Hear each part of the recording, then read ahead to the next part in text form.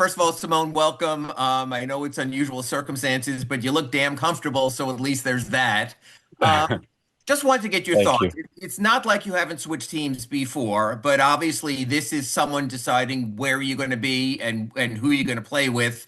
Can you just take us through your thought process of finding out you were traded, of finding you were going from the Pistons to Miami, and just sort of your thought process during that process, please?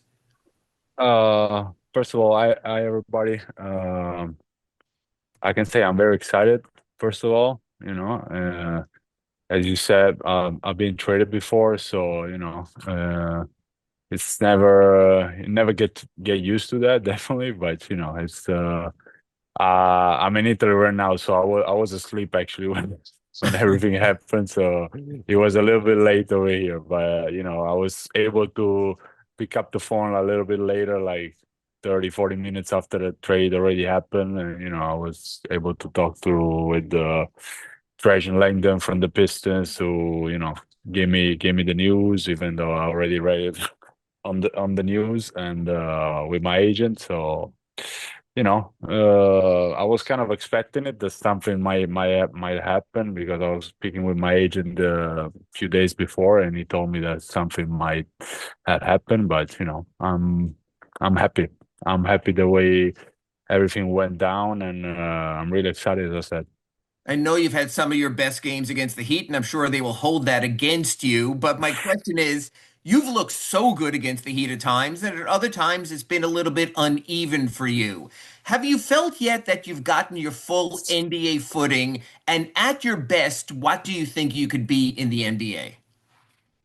Uh, Yeah, especially last season has been a little bit of a, up and down season for me. I was coming off an injury, pretty important surgery on my left foot that I had last summer. So it was a little bit of, chasing my best shape all over the summer and then also during the regular season. So I think I was never my full self, and but I think I felt pretty comfortable over the last 2, 3 years in the NBA.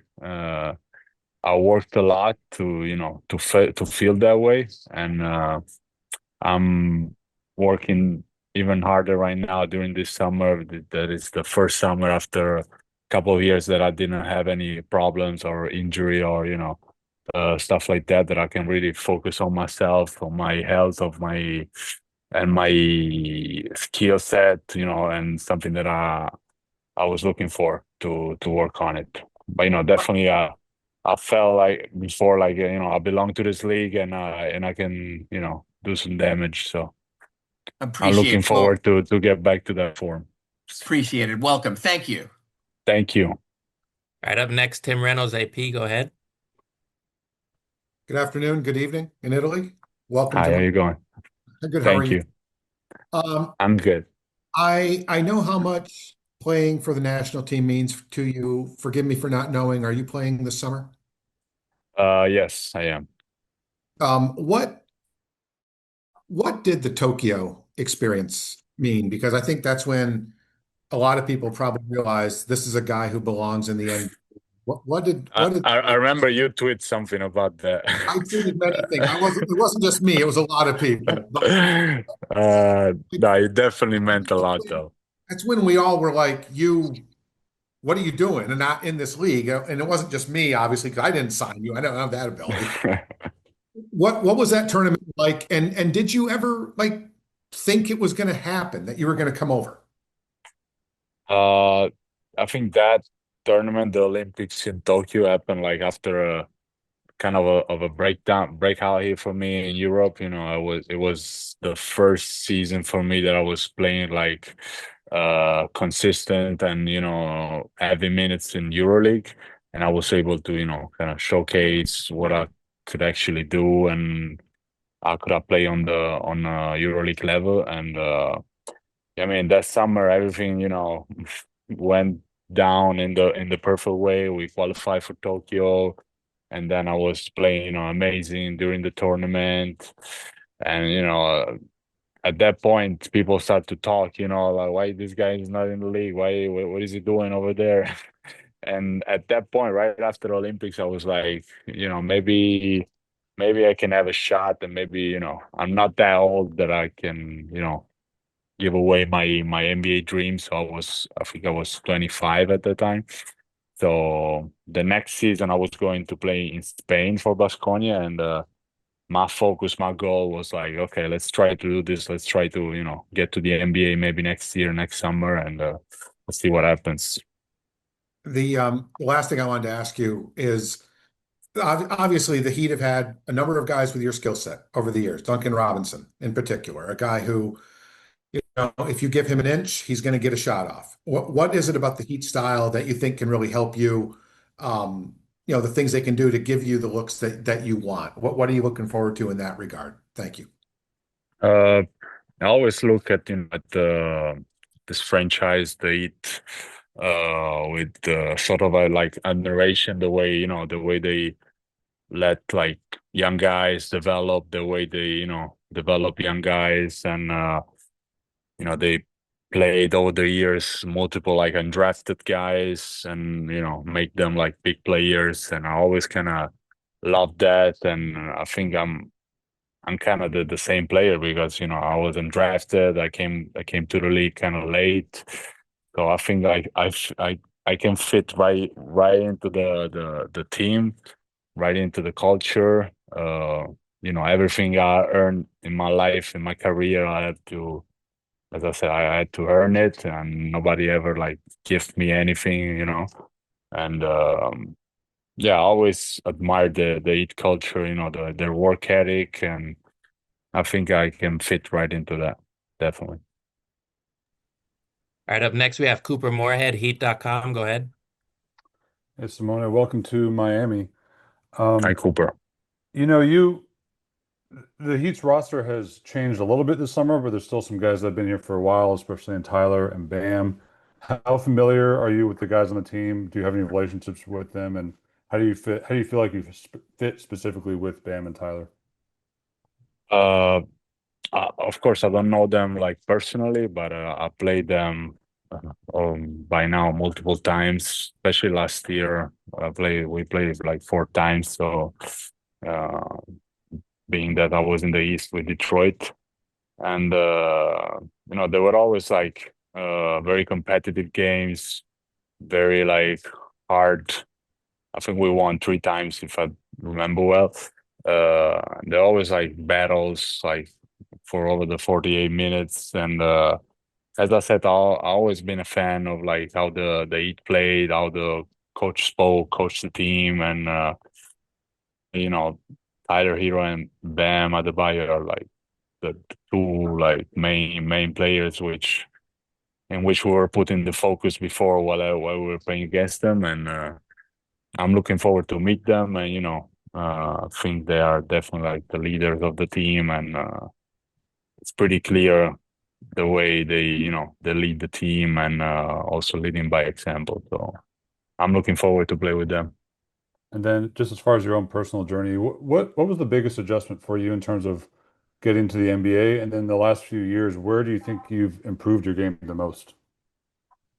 Uh, well, I said this multiple times. While I was in Europe, playing in Europe, I was like definitely an above average, athlete. Playing in overseas, playing in EuroLeague, I was probably one of the best athletes in the league. Coming over, I realized pretty clear that the physicality and the athleticism in this league is like out of this planet. So, and not that I'm not an athlete anymore, but I'm definitely like average in the league. So, uh, given that fact, I realized that I had to work even harder on my physical body, and I spent the last 3, 4 off season trying to work on that, and to get like stronger, bigger, and faster. Even though I'm not a young kid anymore, though, I'm not 30 yet. Thank you. Thank you very much, and welcome again. Thank you. All right, up next we have Zachary Weinberger, Clutch Points. Go ahead. Hey, welcome to Miami. I just wanted to ask, more so about because obviously you mentioned about fitting into the culture and how you think it'll be pretty seamless. One of the big keys to the identity is obviously their team defense and just defense as a whole. I just kind of wanted to know your thoughts on if that's going to be a big focus for you this summer and trying to improve, and if there's any other areas you're focusing on this summer. Mm, Yeah, I mean, I'm always pretty focused on my defense. The second year I was with the Jazz, I was guarding the best player on the other team, or probably every time, every game. So it's something that I take pride on, taking the challenge and try to do the best I can on the defensive end. And as I said, I think my skill set fit right into that, right into the culture, and I'll definitely put more and more focus into that for sure. Thank you. All right, and lastly, we have Ethan Skolnick, 5 Reasons Sports. Go ahead. Um, Welcome to Miami, Simone. I just saw one more question about shooting because Duncan Robinson made a living over the years off dribble handoffs, a lot of them with Bam. Are there particular sets where you're most comfortable getting your shots off, particular spots of the floor that you think you'll be most effective? Uh, First of all, yeah, I watch a lot of Duncan Robinson, in the last 3 years because I think our skill set is pretty similar. Of course, he's a tremendous shooter, and I think he did an amazing job all the years in Miami. And yeah, I was always kind of looking at him, the way he was getting off shots, and I always kind of like wanted to do the same thing. Uh, yeah, I think I can, try to play like a little bit of handoffs, running off screens, do a little bit of that. But I always say that I'm not, only a shooter. Even particularly because I shot really bad last season, so uh, you can definitely not say that. But I can do a little bit of everything on the court. Of course, like teams sees me as especially as a shooter, but I try to do like as much as I can on the court. As I said before, like taking the challenge on defense, guarding multiple positions, rebounding the ball, trying to push on offense, and I'm looking forward to do everything that can put me on the court and leave me on the court as much as I can.